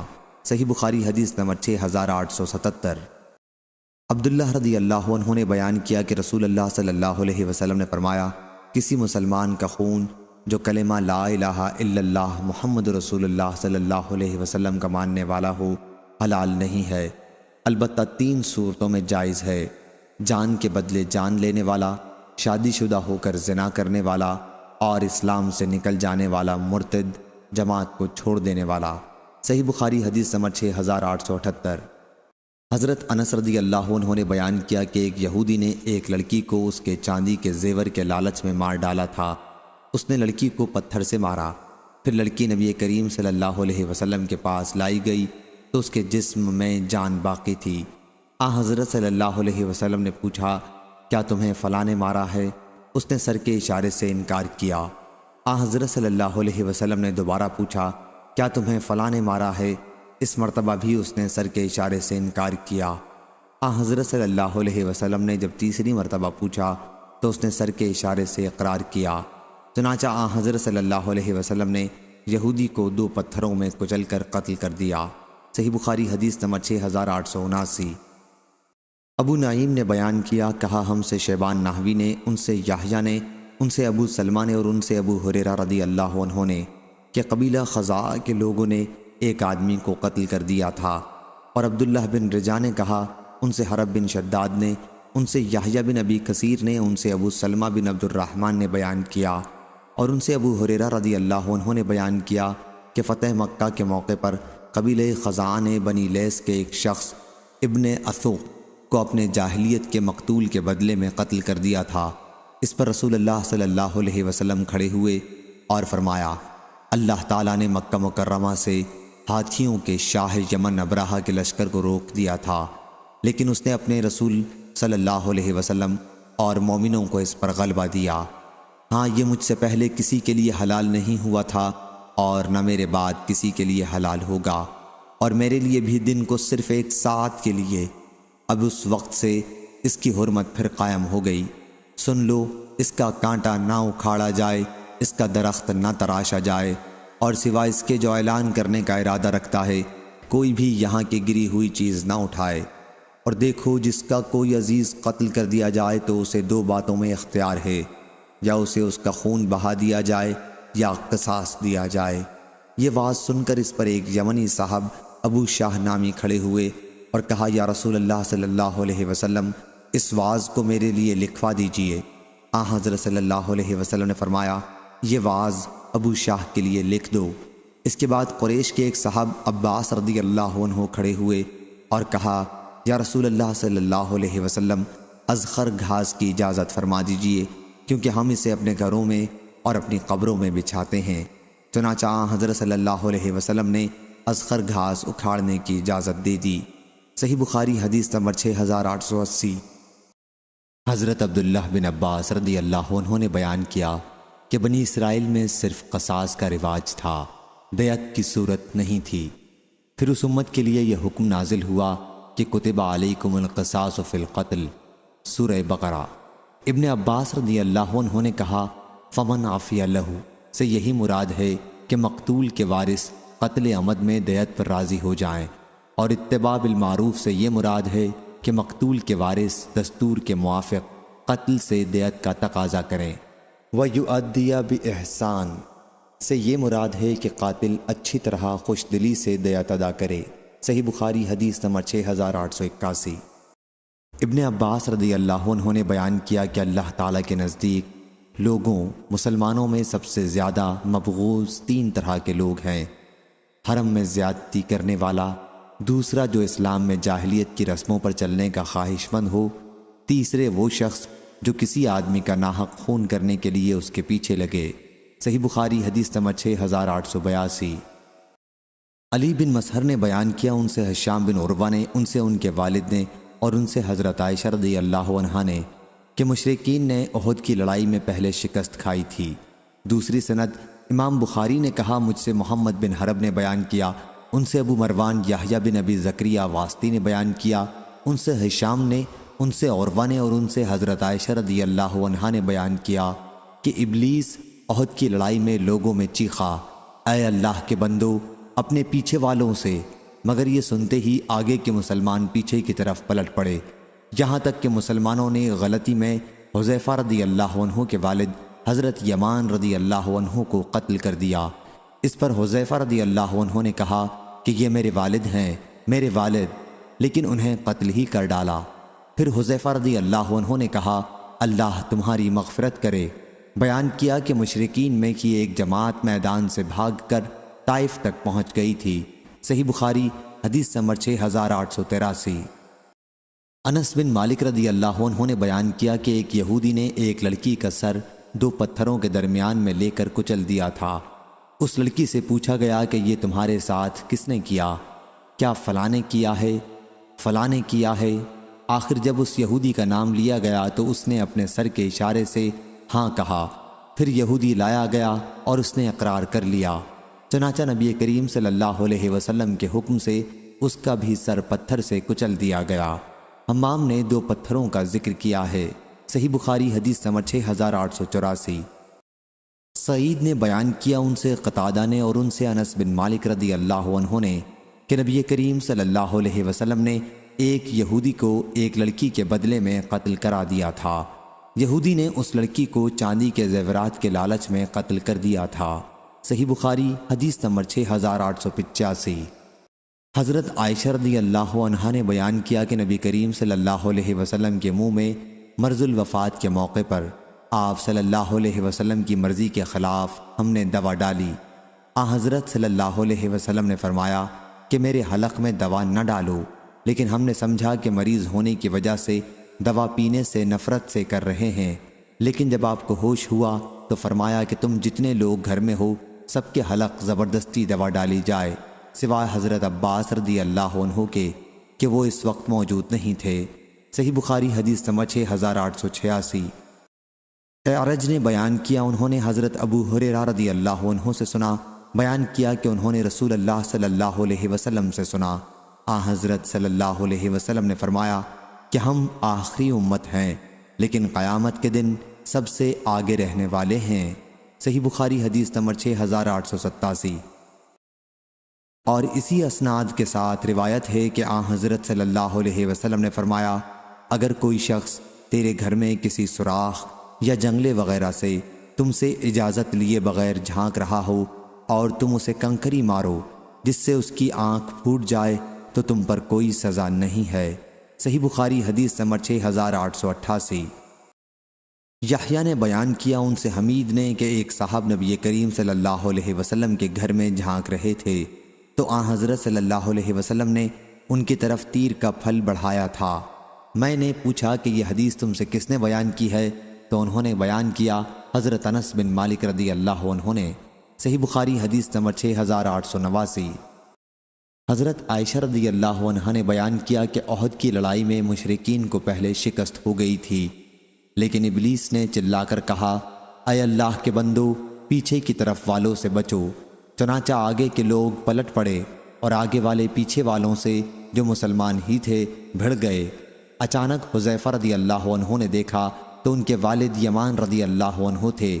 حذیفہ رضی اللہ عنہ نے کہا، اللہ کے بندو، یہ تو میرے والد ہیں، میرے والد۔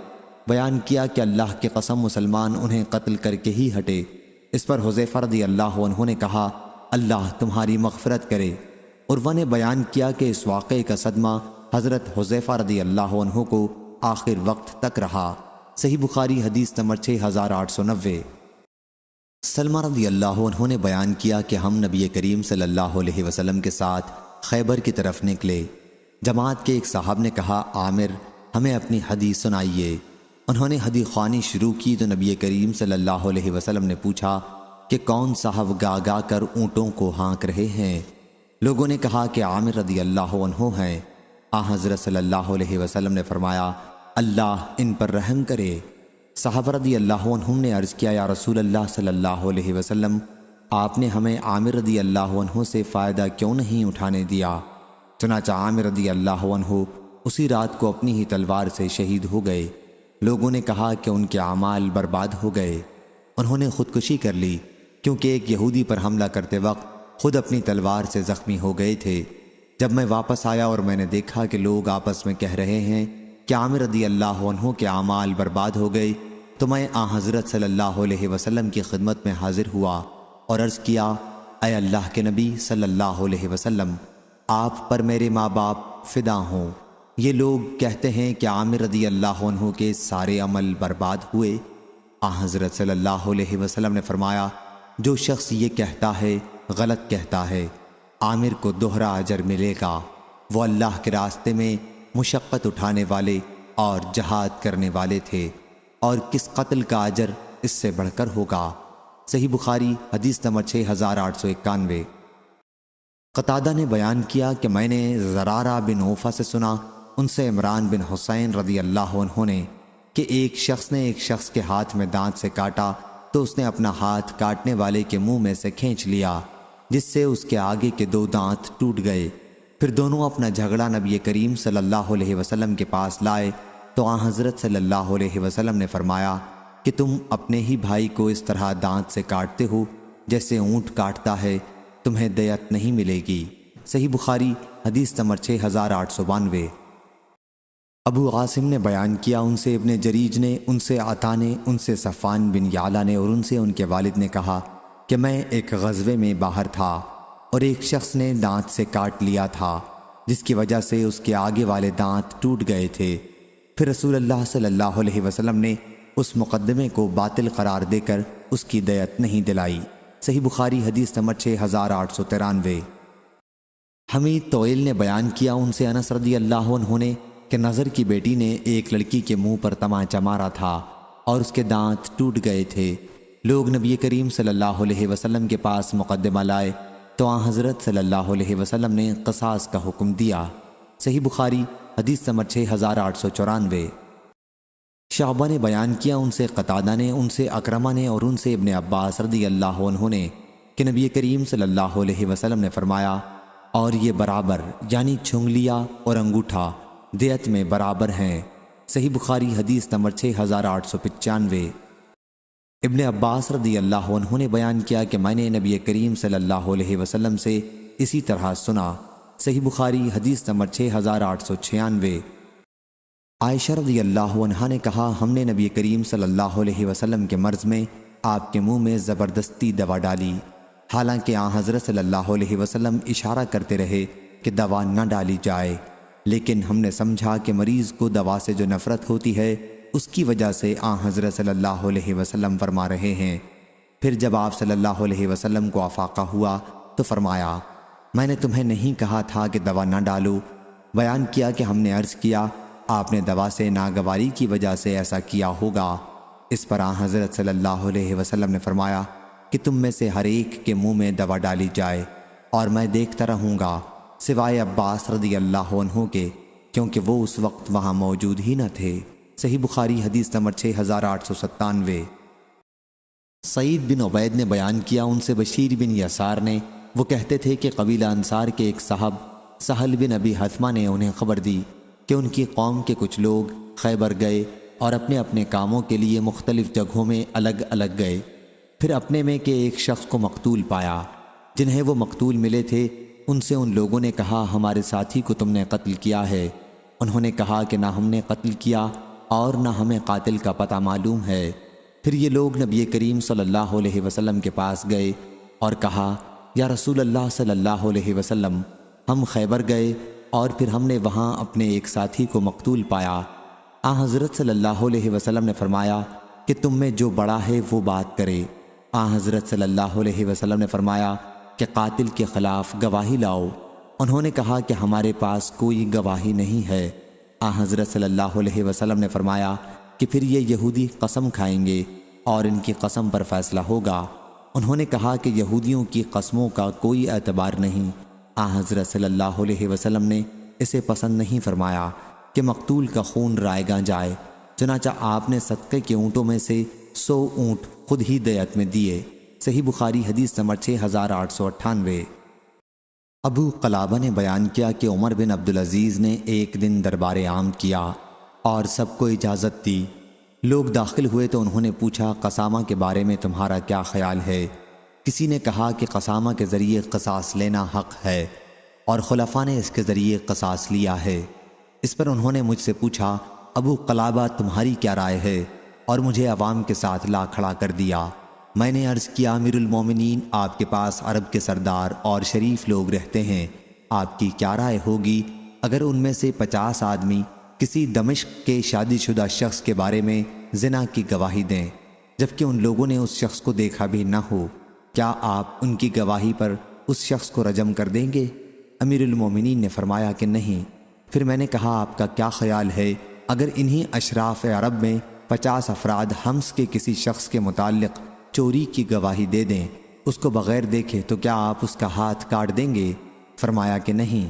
پھر میں نے کہا، پس خدا کی قسم کہ رسول اللہ صلی اللہ علیہ وسلم نے کبھی کسی کو 3 حالتوں کے سوا قتل نہیں کرایا۔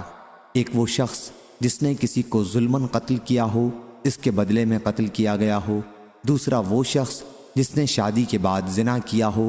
تیسرا وہ شخص جس نے اللہ اور اس کے رسول سے جنگ کی ہو اور اسلام سے پھر گیا ہو۔ لوگوں نے اس پر کہا، کیا انس بن مالک رضی اللہ عنہ نے یہ حدیث نہیں بیان کی ہے کہ نبی کریم صلی اللہ علیہ وسلم نے چوری کے معاملے میں ہاتھ پیر کاٹ دیے اور آنکھوں میں سلائی پھروائی تھی اور پھر انہیں دھوپ میں ڈلوا دیا تھا؟ میں نے کہا کہ میں آپ لوگوں کو حضرت انس بن مالک رضی اللہ عنہ کی حدیث سناتا ہوں۔ مجھ سے حضرت انس رضی اللہ عنہ نے بیان کیا کہ قبیلہ عقل کے 8 افراد حضرت صلی اللہ علیہ وسلم کے پاس آئے اور آپ سے اسلام پر بیعت کی۔ پھر مدینہ منورہ کی آب و ہوا انہیں ناموافق ہوئی اور وہ بیمار پڑ گئے، تو انہوں نے حضرت صلی اللہ علیہ وسلم سے اس کی شکایت کی۔ حضرت صلی اللہ علیہ وسلم نے ان سے فرمایا کہ پھر کیوں نہیں تم ہمارے چرواہے کے ساتھ اس کے اونٹوں میں چلے جاتے اور اونٹوں کا دودھ اور ان کا پیشاب پیتے؟ انہوں نے عرض کیا، کیوں نہیں؟ چنانچہ وہ نکل گئے اور اونٹوں کا دودھ اور پیشاب پیا اور صحت مند ہو گئے، اور پھر انہوں نے حضرت صلی اللہ علیہ وسلم کے چرواہے کو قتل کر دیا اور ہنکا لے گئے۔ اس کی اطلاع جب حضرت صلی اللہ علیہ وسلم کو پہنچی تو آپ نے ان کی تلاش میں آدمی بھیجے، پھر وہ پکڑے گئے اور لائے گئے۔ حضرت صلی اللہ علیہ وسلم نے حکم دیا اور ان کے بھی ہاتھ اور پاؤں کاٹ دیے گئے اور ان کی آنکھوں میں سلائی پھیر دی گئی، پھر انہیں دھوپ میں ڈلوا دیا اور آخر وہ مر گئے۔ میں نے کہا کہ ان کے عمل سے بڑھ کر اور جرم کیا ہو سکتا ہے؟ اسلام سے پھر گئے اور قتل کیا اور چوری کی۔ انبسا بن سعید نے کہا، میں نے آج جیسی بات کبھی نہیں سنی تھی۔ میں نے کہا، انبسا، کیا تم میری حدیث رد کرتے ہو؟ انہوں نے کہا کہ نہیں، آپ نے یہ حدیث واقعے کے مطابق بیان کر دی ہے۔ واللہ اہل شام کے ساتھ اس وقت تک خیر و بھلائی رہے گی جب تک یہ شیخ ابو قلابہ ان میں موجود رہیں گے۔ میں نے کہا کہ اس قسامہ کے سلسلے میں حضرت صلی اللہ علیہ وسلم کی ایک سنت ہے۔ انصار کے کچھ لوگ آپ کے پاس آئے اور حضرت صلی اللہ علیہ وسلم سے بات کی، پھر ان میں سے ایک صاحب ان کے سامنے ہی نکلے خیبر کے ارادے سے اور وہاں قتل کر دیے گئے۔ اس کے بعد دوسرے صحابہ رضی اللہ عنہم بھی گئے اور دیکھا کہ ان کے ساتھی خون میں تڑپ رہے ہیں۔ ان لوگوں نے واپس آ کر حضرت صلی اللہ علیہ وسلم کو اس کی اطلاع دی اور کہا یا رسول اللہ صلی اللہ علیہ وسلم، ہمارے ساتھ گفتگو کر رہے تھے اور اچانک وہ ہمیں خیبر میں خون میں تڑپتے ملے۔ پھر حضرت صلی اللہ علیہ وسلم نکلے اور پوچھا کہ تمہارا کس پر شبہ ہے کہ انہوں نے ان کو قتل کیا ہے؟ صحابہ رضی اللہ عنہم نے کہا کہ ہم سمجھتے ہیں کہ یہودیوں نے ہی قتل کیا ہے۔ پھر آپ نے یہودیوں کو بلا بھیجا اور ان سے پوچھا کیا تم نے انہیں قتل کیا ہے؟ انہوں نے انکار کر دیا۔ آپ نے فرمایا کیا تم مان جاؤ گے اگر 50 یہودی اس کی قسم کھا لیں کہ انہوں نے مقتول کو قتل نہیں کیا؟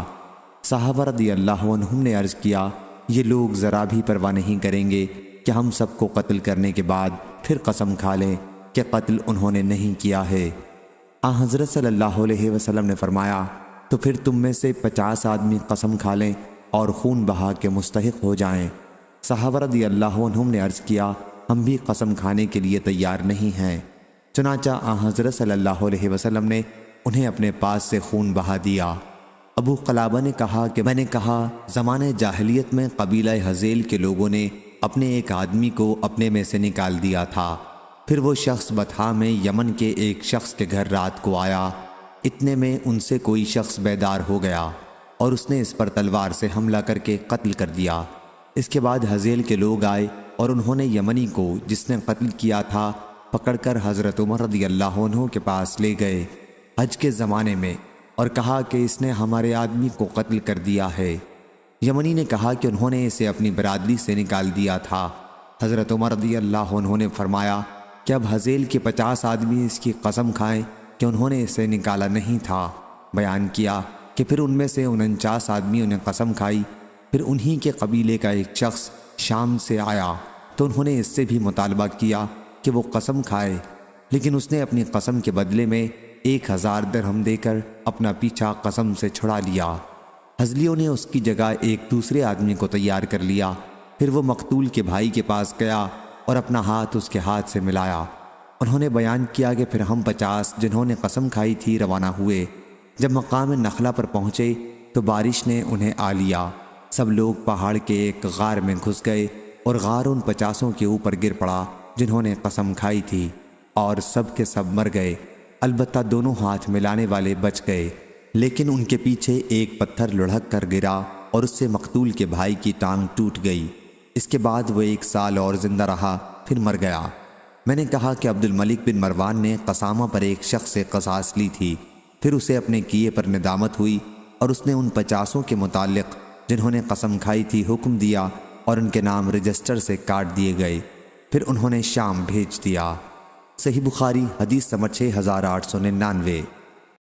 عبید اللہ بن ابی بکر بن انس نے بیان کیا اور ان سے حضرت انس بن مالک رضی اللہ عنہ نے کہ ایک آدمی نبی کریم صلی اللہ علیہ وسلم کے ایک حجرے میں جھانکنے لگا تو وہاں حضرت صلی اللہ علیہ وسلم تیر کا پھل لے کر اٹھے اور چاہتے تھے کہ غفلت میں اس کو مار دیں۔ صحیح بخاری حدیث نمبر 6900۔